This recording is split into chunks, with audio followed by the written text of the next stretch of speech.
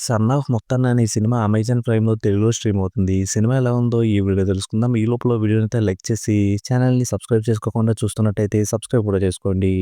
ఈ సినిమా అంతా చూసాక నాకైతే నచ్చలేదు. ఎందుకంటే ఈ సినిమాలో పెద్దగా స్టోరీ ఏం లేదు. సినిమాలో ఉన్న హీరో వాళ్ళ ఫాదరు ఇద్దరు కూడా చాలా క్లోజ్‌గా ఉంటారు. ఇంకా అలా ఉన్న వాళ్ళ మధ్యలోకి హీరోయిన్ వస్తది. అలా వచ్చిన తర్వాత ఏమన్నా అయిందా లేదా అనేది సినిమా. సినిమా స్టార్ట్ అయ్యాక హీరో వాళ్ళ ఫాదరు బాగా క్లోజ్ అన్నట్టుగా చూపించడానికి సీన్స్ వస్తాయి. ఆ సీన్స్ స్టార్టింగ్‌లో చూస్తున్నప్పుడే కొంచెం ఓవర్‌గా ఉన్నట్టు అనిపించాయి. దానికి తోడు ఆ డబ్బింగ్ కూడా చాలా ఆర్టిఫిషియల్‌గా ఉంది. ఇంక తండ్రి కొడుకులు కలిసి ఉంటున్నారు, సరదాగా ఉంటున్నారు అనే విషయాన్ని చెప్పేశారు. ఆ విషయం మనకు తెలిసిపోతుంది. ఇంక సినిమాలో కాన్ఫ్లిక్ట్ ఏమైనా స్టార్ట్ చేస్తారేమో అని చూస్తా ఉంటే అస్సలు స్టార్ట్ చేయలేదు. స్టార్ట్ చేయడానికి పెద్దగా కాన్ఫ్లిక్ట్ కూడా ఏం లేదు సినిమాలో. దాంతో తండ్రి కొడుకుల మధ్య సీన్స్‌నే చాలా వరకు చూపిస్తా ఉన్నారు. అవి చాలా రిపీటెడ్‌గా అనిపించాయి. ఇంక హీరో, హీరోయిన్ల మధ్య లవ్ ట్రాక్ కూడా అంతంత మాత్రంగానే ఉంది.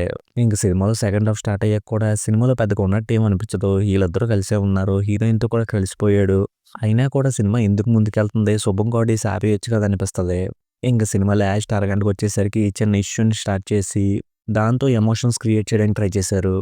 అవి కూడా చాలా వరకు సాదాసీదాగా అనిపించాయి. కనెక్ట్ అయ్యేలా అయితే లేవు.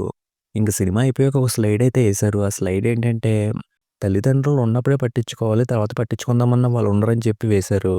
ఈ సినిమాలో జరిగిన దానికి, ఆ స్లైడ్‌కి అస్సలు సంబంధం ఉన్నట్టు అనిపించదు.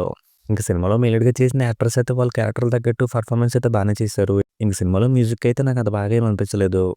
ఫైనల్‌గా ఈ సినిమాలో తండ్రి, కొడుకులు ఒక హీరోయిన్‌ని పెట్టి 2 గంటల 14 నిమిషాలు సినిమాని సాగదీశారు. ఇంకా అలా వచ్చే సీన్స్ ఎక్కడ కూడా కనెక్ట్ అయ్యేలా కానీ, ఎంటర్‌టైనింగ్‌గా గాని లేవు. అందుకే ఈ సినిమా అయితే నాకు నచ్చలేదు. ఇక ఈ సినిమాకి నేనిస్తున్న రేటింగ్ అయితే 1.5 ఔట్ ఆఫ్ 5. ఇక వీడియోని క్లోజ్ చేసే ముందు వీడియోని లైక్ చేసి, ఛానల్‌ని సబ్స్క్రైబ్ చేసుకోకుండా చూస్తున్నట్టయితే సబ్స్క్రైబ్ కూడా చేసుకోండి.